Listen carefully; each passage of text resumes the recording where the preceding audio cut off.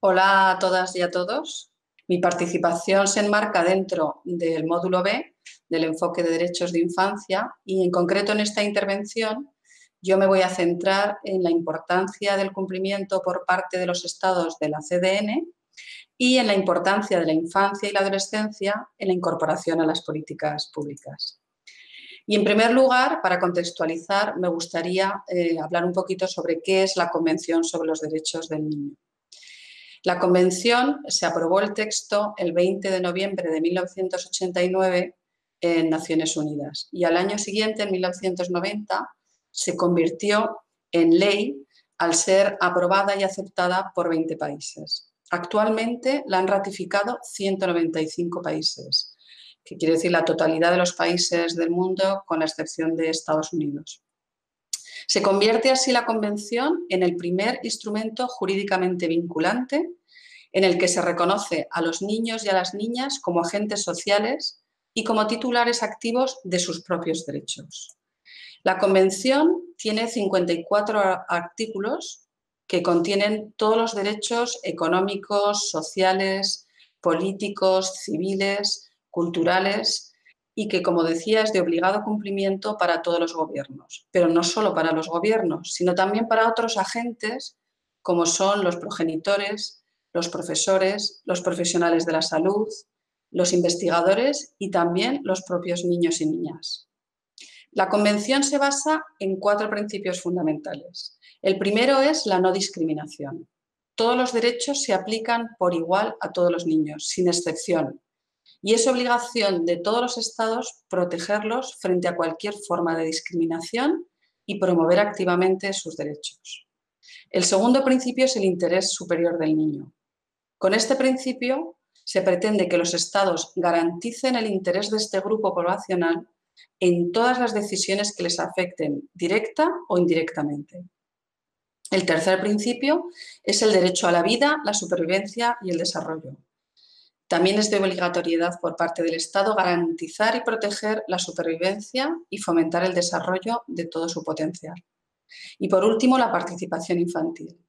Hay que garantizar el derecho a involucrarse en todas las decisiones que tienen impacto en la vida de los niños, favoreciendo mecanismos y herramientas para tal finalidad. Los Estados tienen unos mecanismos o hay unos mecanismos para controlar el cumplimiento por parte de estos Estados de la Convención sobre los Derechos del Niño. Los Estados, los gobiernos que han ratificado la Convención están obligados a presentar informes al Comité de Derechos del Niño. ¿Y qué es el comité? El comité está formado por 18 expertos en el campo de los derechos de la infancia que proceden de países y ordenamientos jurídicos completamente diferentes y que se encargan de supervisar la aplicación de la Convención y de los protocolos facultativos.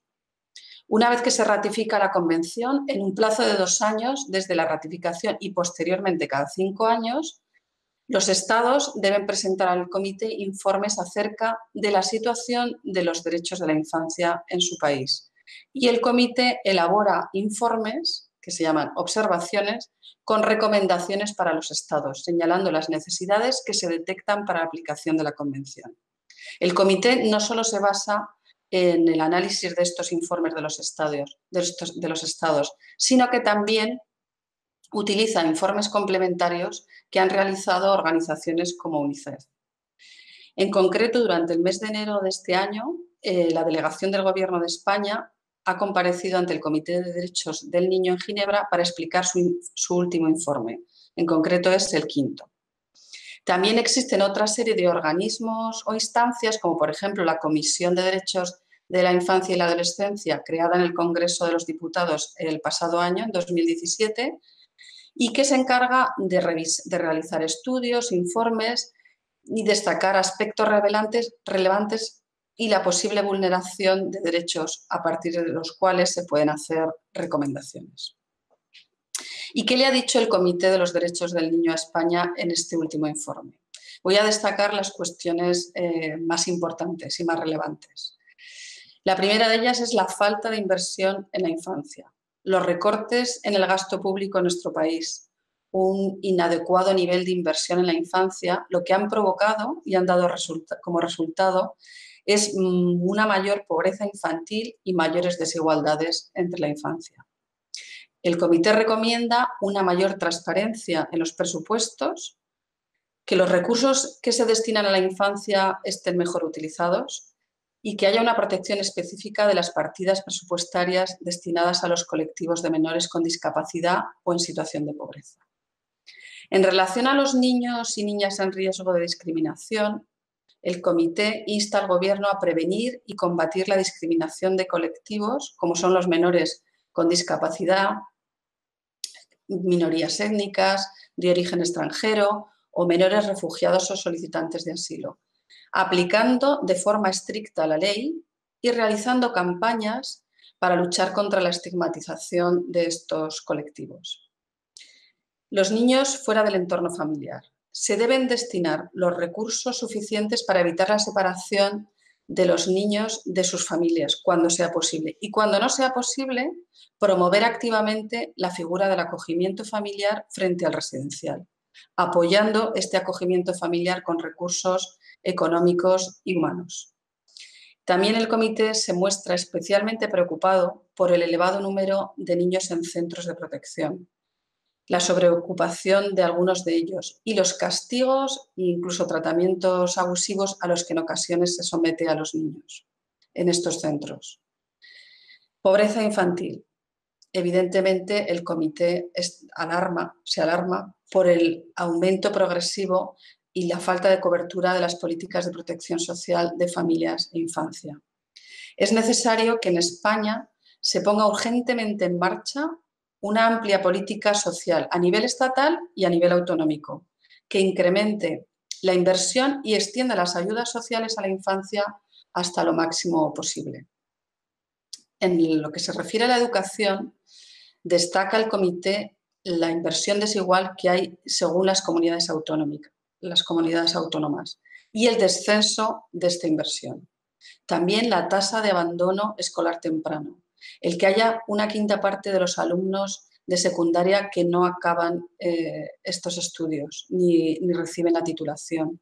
Los costes indirectos a los que se enfrentan las familias en la educación obligatoria, como son los libros de texto, el transporte, la comida escolar.